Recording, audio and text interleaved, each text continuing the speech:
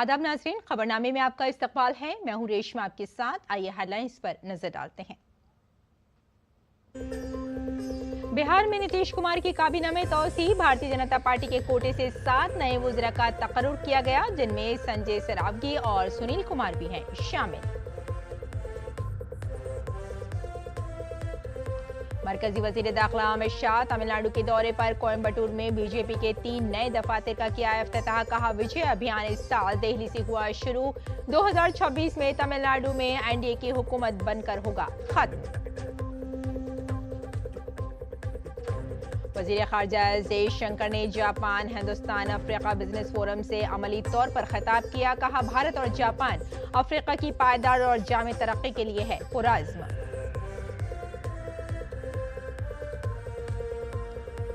महाशिवरात्रि पर महाकुंभ में अकीदतमंदों में जोश और खरोश। संगम में डुबकी लगाने वाले अकीदतमंदों की तादाद 65 करोड़ 50 लाख से तजावुज कर गई। मुल्क के मुख्तलिफ ज्योतिर्लिंगों और शिव मंदिरों में जलाभिषेक के लिए भगवान शिव की अकीदतमंदों की लंबी कतार है मौजूद।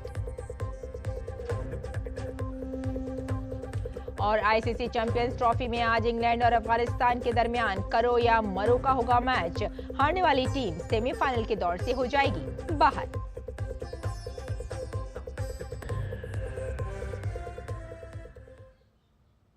और आइए अब तफसील से डालते हैं खबरों पर नजर।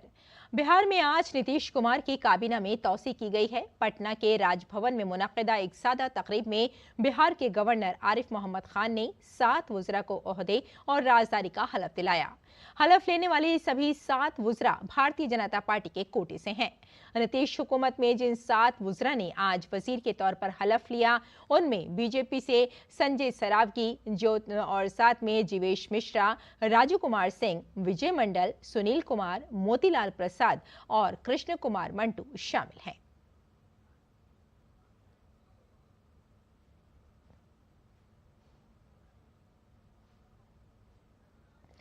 आइए आगे बढ़ते हैं। मरकजी वजीर दाखिला और बीजेपी के सीनियर लीडर अमित शाह तमिलनाडु के दौरे पर हैं और अमित शाह ने कोयम्बटूर में बीजेपी के नए दफ्तर का इफ्तिताह किया। इस मौके पर अपने खिताब में अमित शाह ने रियासत में बरसर-ए-इख्तिदार डीएमके हुकूमत को निशाना बनाया।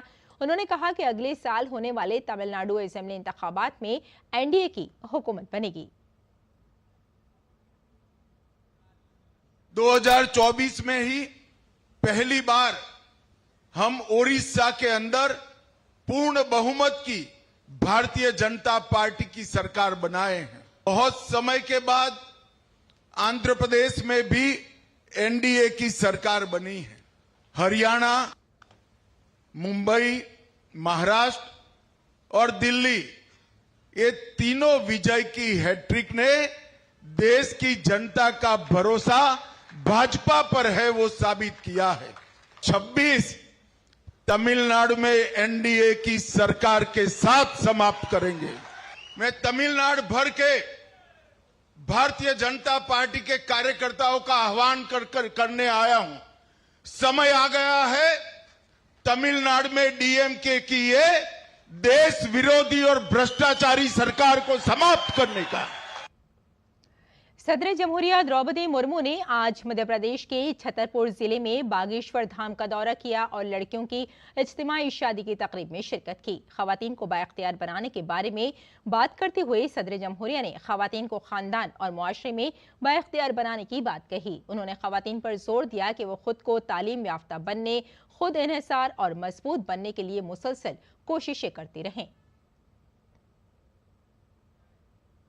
आज जब हमारे देश वुमेन डेवलपमेंट से वुमेन लेड डेवलपमेंट की ओर अग्रसर है, तो समाज के सभी लोगों का कर्तव्य बनता है कि वे बेटियों और बहनों को सबल और सक्षम बनाने में अपना योगदान दें। उनकी शिक्षा, स्वास्थ्य और सुरक्षा पर ध्यान दें। हमारे छोटे छोटे प्रयास हमारी बेटियों को सशक्त बनाएंगे। मैं सभी महिलाओं से भी कहना चाहूंगी कि आप स्वयं को शिक्षित और आत्मनिर्भर बनाने के लिए निरंतर प्रयास करें। जब आप सबल होंगे तभी हमारा समाज और देश सबल होगा। सदर मुमलिकत ने कहा कि साल 2047 में जब मुल्क अपनी आज़ादी की 7 साला जश्न मनाएगा, जब हमें मुल्क को तरक्की याफ्ता बनाना है, एक ऐसा भारत बनाना है जो न सिर्फ माशी तौर पर खुशहाल हो बल्कि समाजी हम आहंगी से भी भरा हुआ हो। सदर जमहूरिया ने कहा कि ऐसे हिंदुस्तान की ताबीर में संतों का अहम रोल है। हमने भारत को वर्ष 2047 तक जब हम आजादी की शताब्दी मनाएंगे, एक विकसित देश बनाने का लक्ष्य रखा है। एक ऐसा भारत जो न केवल आर्थिक रूप से आत्मनिर्भर हो बल्कि सामाजिक समरसता से परिपूर्ण हो, पर्यावरण की दृष्टि से संवेदनशील हो, अपने आध्यात्मिक प्रकाश से विश्व समुदाय को राह दिखाने वाले हो। ऐसे भारत के निर्माण में समकालीन संतों की भी अहम भूमिका है।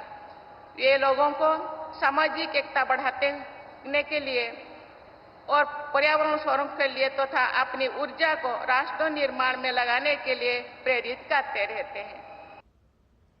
और अरुणाचल प्रदेश के कमले जिले के साथ में सर्कल कंपोरी जो सर्कल में पहली मुश्तरका मेगा न्यूकुम युल्लो तकरीब मुनक़िद हुई। इस मौके पर नायब सदर जमहूरिया जगदीप धनखड़ ने तकरीब की सदारत की। नायब सदर धनखड़ ने माउंट एवरेस्ट सर करने वाली निशी कम्युनिटी की पहली खातून कोहपैमा कबाक यामू को एजाज से नवाजा। प्रोग्राम से खिताब करते हुए उन्होंने कहा कि आज भारत एक मजबूत मुल्क है और भारत पर किसी की कोई बुरी नजर नहीं पड़ सकती। हम कहीं भी देश में हों, हमारा सोच एक है। आज के दिन भारत एक मजबूत राष्ट्र है। भारत पर किसी की कुदृष्टि नहीं हो सकती। भारत के प्रधानमंत्री का दर्जा देश के बड़े नेताओं में है और आपका परम सौभाग्य है कि जिस व्यक्ति में आपने विश्वास व्यक्त किया उस व्यक्ति ने प्रधानमंत्री का विश्वास अर्जित किया। और वजीर खारजा डॉक्टर एस जयशंकर ने टोक्यो में Japan Hind Africa business forum से खिताब किया। उन्होंने कहा कि भारत और जापान मिलकर अफ्रीका की तरक्की में अहम रोल अदा कर सकते हैं। डॉक्टर जयशंकर ने अफ्रीका के साथ भारत के गहरे इक़्तिसादी ताल्लुकात पर भी रोशनी डाली। उन्होंने कहा कि भारत अफ्रीका का चौथा सबसे बड़ा तिजारती शराकतदार है और दोनों ममालिक के दरमियान तिजारत 100 अरब अमरीकी डॉलर तक पहुंच चुकी है। India's approach to Africa has always been guided by a deep-rooted commitment to building long-term mutually beneficial partnerships.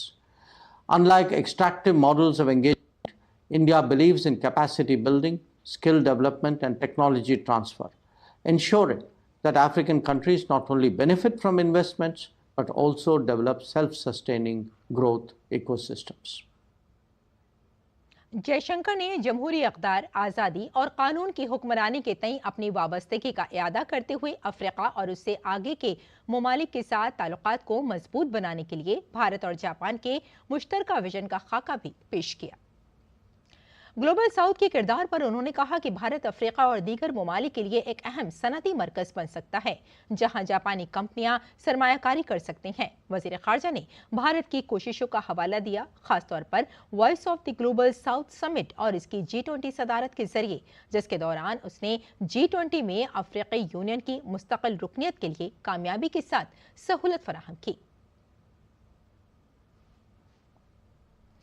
और हुकूमत ने फौज को मजबूत करने के लिए एक और अहम कदम उठाया है। इस पहल के साथ CBRN दिफाई सामान की खरीदारी की गई है। इन आलात का इस्तेमाल कीमियाई, हयातियाती, रेडियोलॉजिकल और न्यूक्लियर खतरात से निमटने के लिए किया जाता है। फौज ने इंडियन प्रोक्यूरमेंट जुमरे के तहत 80 करोड़ से जायद की लागत से 25 फरवरी 2025 को L&T लिमिटेड के साथ 223 automatic chemical agent detection and alarm systems की खरीदारी के मुआहदे पर दस्तखत किए हैं। इससे भारत सरकार के आत्मनिर्भर भारत अभियान को नुमाया फरोग मिलेगा, क्योंकि 80% से ज्यादा आलात मुकामी तौर पर तैयार किए जाने का हदफ है। Automatic chemical agent detection and alarm कीमियाई एजेंट के पता लगाने और अलार्म देने वाला एक निज़ाम है। फौज इस मिशन पर भी काम कर रही है, जिसके तहत ACADA को DRDO के defence research and development establishment Gwalior के जरिए डिजाइन और तैयार किया गया है और ये मखसूस CBRN डोमेन में एक मुल्क की मुकामी पहल में एक अहम संग मील साबित होगा। बॉर्डर सिक्योरिटी फोर्स BSF के अहलकारों ने आज सुबह पंजाब के पठानकोट में बैनुल-अक़वामी सरहद के करीब एक पाकिस्तानी दरअंदाज को हलाक कर दिया। हुक्काम के मुताबिक BSF अहलकारों ने बैनुल-अक़वामी सरहद के करीब सरहदी चौकी के ताशपतन इलाके में कुछ मशकूक हरकत देखी और दरअंदाजी करने वाले को खबरदार किया। इसके बावजूद उसने सरहद पार करके भारत में दाखिल होने की कोशिश जारी रखी। दरअंदाज को BSF ने मार गिराया और इसकी शनाख्त की जा रही है। BSF ने पाकिस्तान रेंजर्स के साथ मालूमात शेयर की हैं। भारत की जानिब से भी दरअंदाजी पर एहतिजाज का इजहार किया गया है।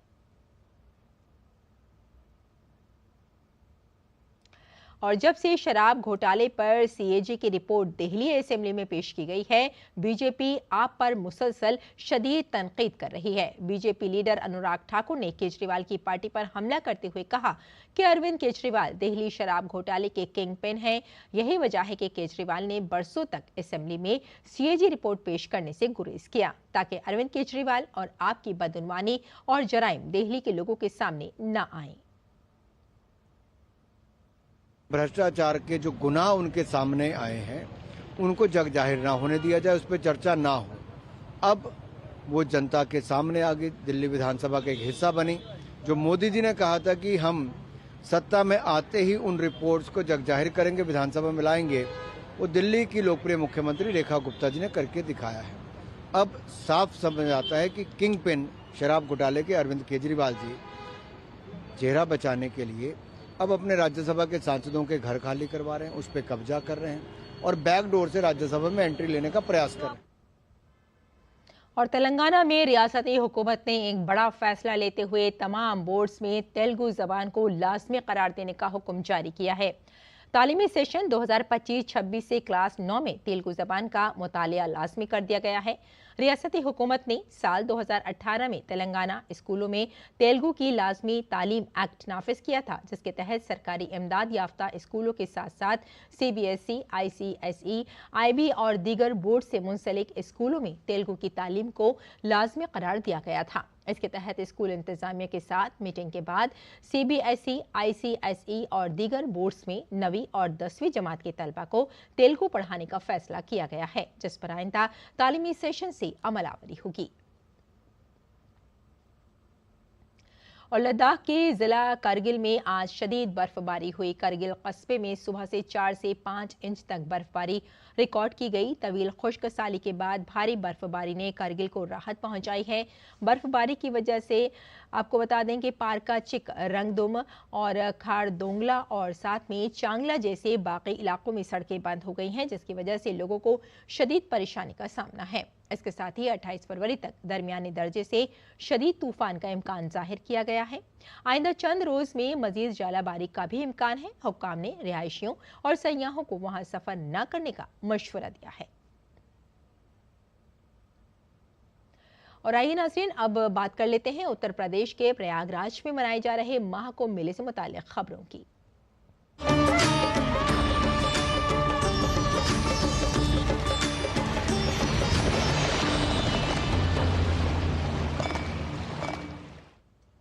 उत्तर प्रदेश प्रयागराज का सबसे बड़ा महाकुंभ मेला आज अख्ताम पजीर हो रहा है।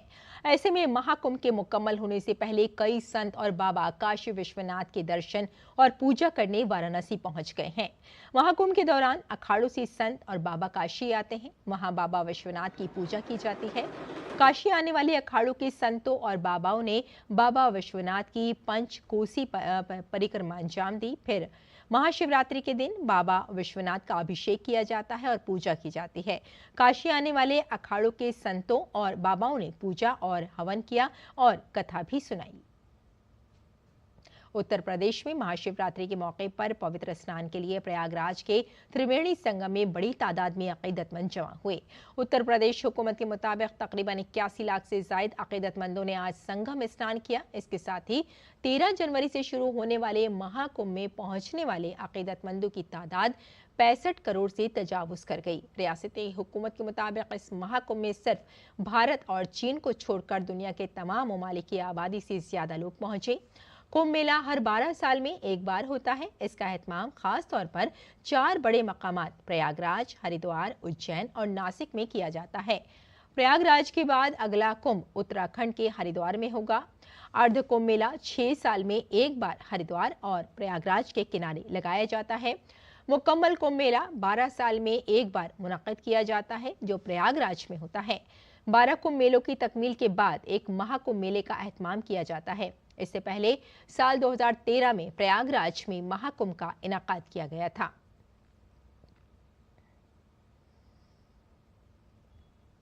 महाकुंभ की शान शौकत का हर तरफ जिक्र हो रहा है, लेकिन इस तकरीब की कामयाबी में सफाई कारकुनों का अहम किरदार रहा है।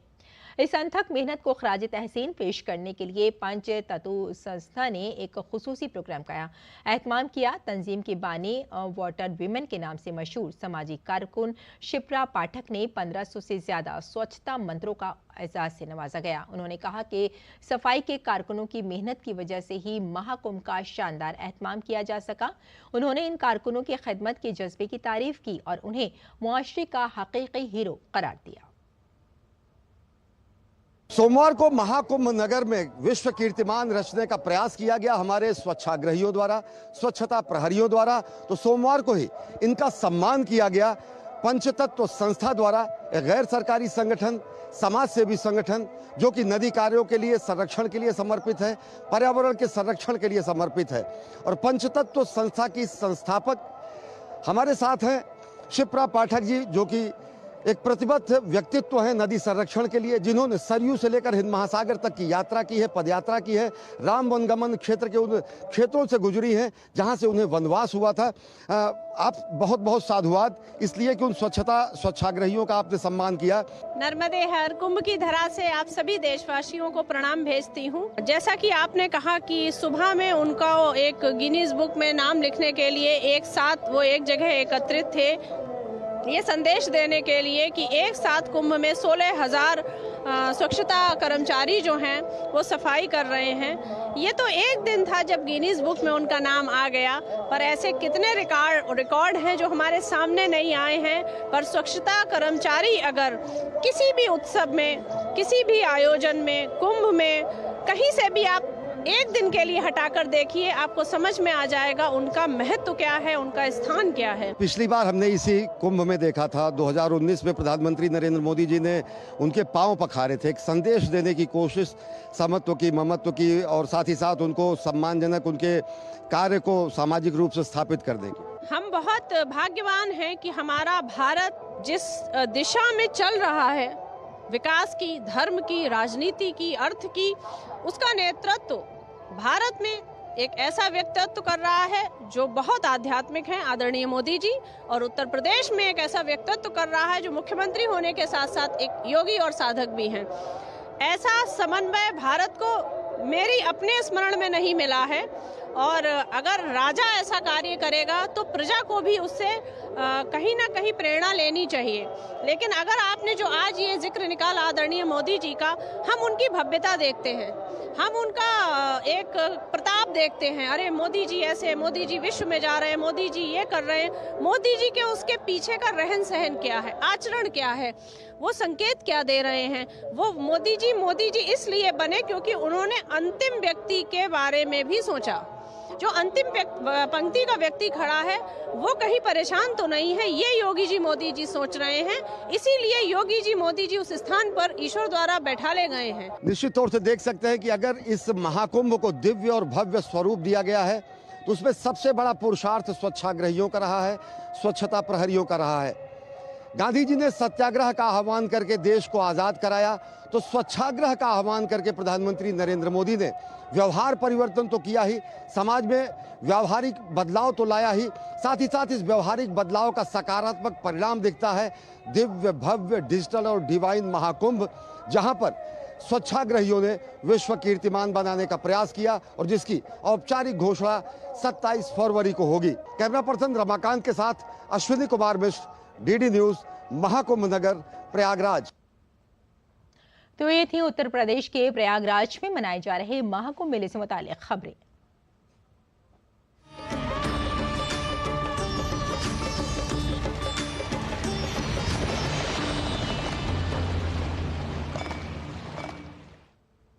आइए आगे बढ़ते हैं। महाशिवरात्रि के मौके पर काशी विश्वनाथ मंदिर में अकीदतमंदों की बड़ी भीड़ जमा है। इस मौके पर डीटी न्यूज के नुमाइंदे मनीष वाजपेयी ने सूरत हाल का जायजा लिया।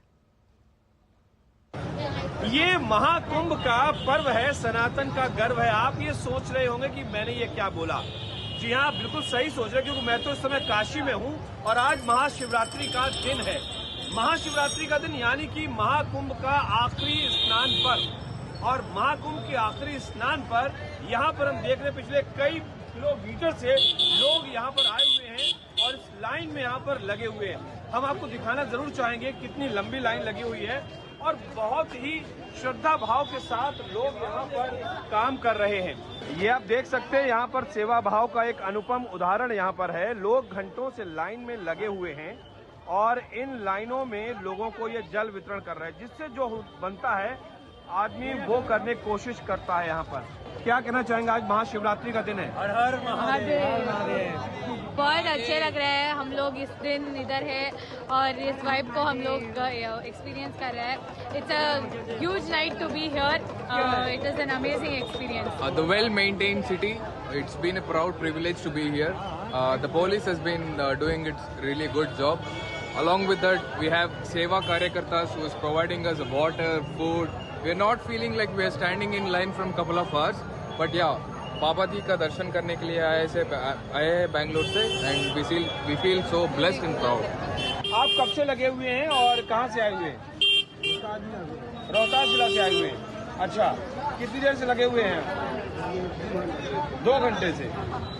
तो ये देखिए, मैंने बताया ना, कोई 2 घंटे से, कोई 1 घंटे से, कोई 4 घंटे से लाइन में लगा हुआ है। काशी में आप हैं तो वाकई आपके अंदर जो ऊर्जा का स्तर है ना, उसका संचार इस कदर होता है कि आप खुद महसूस करते हैं कि यहाँ की आबो हवा में कुछ न कुछ तो जरूर है। हम इस समय श्री आदि मंदाकिनीश्वर महादेव मंदिर मैदानी वाराणसी के ठीक सामने खड़े हुए हैं और यहाँ पर लंबी कतार हम पीछे छोड़ के आए हैं और एक लंबी कतार आगे भी जा रही है और लगभग 1.5 किलोमीटर का भी सफर और तय करना, तब कहीं जाके हम काशी विश्वनाथ मंदिर में पहुंच पाएंगे। Manish Vajpayee, DD news, Kashi. तो आज महाशिवरात्रि के त्यौहार पर मुल्क भर के मंदिरों में अकीदतमंदों की भीड़ जमा है। भगवान शिव की पूजा के इस खास दिन पर अकीदतमंद व्रत रखकर और पूजा करके भगवान शिव का आशीर्वाद हासिल कर रहे हैं। भगवान शिव और मां पार्वती की शादी महाशिवरात्रि के दिन हुई थी, इसलिए ये दिन शिव के अकीदतमंदों के लिए बहुत अहम है।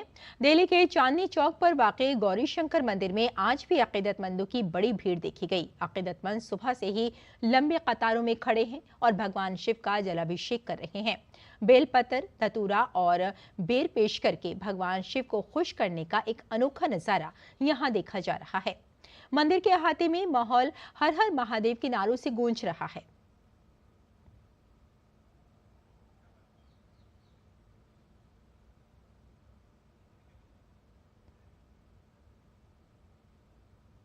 और बैनुल-अक़वामी खबरों में अमेरिकी सदर डोनाल्ड ट्रंप आज काबीना का पहला इजलास बुलाने जा रहे हैं ताकि वो अपने एजेंडे को आगे बढ़ा सकें। अब तक उनके ज्यादातर उम्मीदवारों की कांग्रेस ने तस्दीक की है। इजलास में सरकारी कारकर्दगी के महकमे के सरबराह एलन मस्क शिरकत कर रहे हैं, जिन्होंने हजारों वफाकी मुलाजमीन को बरतरफ करने का मुतालबा किया है।